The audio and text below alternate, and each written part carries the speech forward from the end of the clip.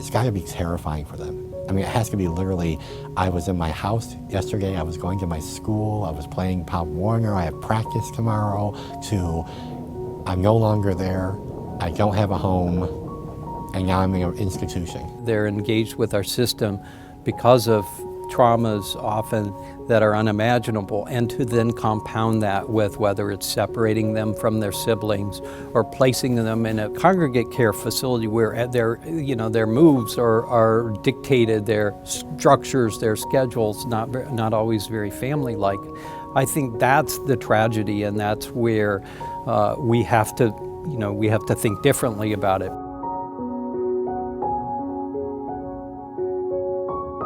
Well, that became somewhat what we would rely on because it's just easier.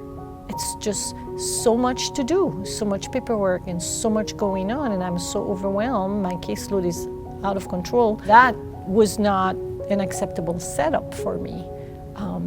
The question became, well, first, how did we end up there?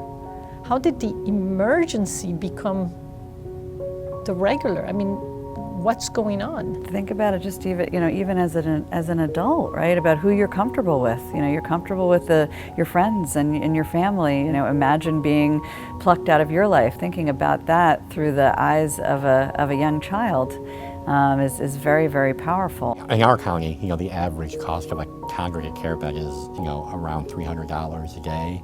And the average cost for a home-based environment is, around $50. It's very rare that you have an opportunity to do the right thing by a kid and also save money.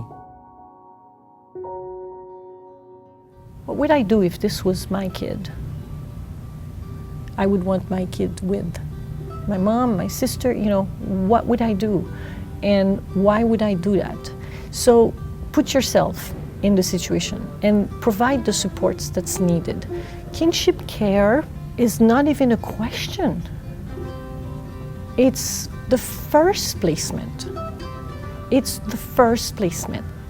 If there is no kin available, then you look at other opportunities. But kin is first. A child is going to be more comfortable with someone they might already know. Placing kids with kin can reduce trauma.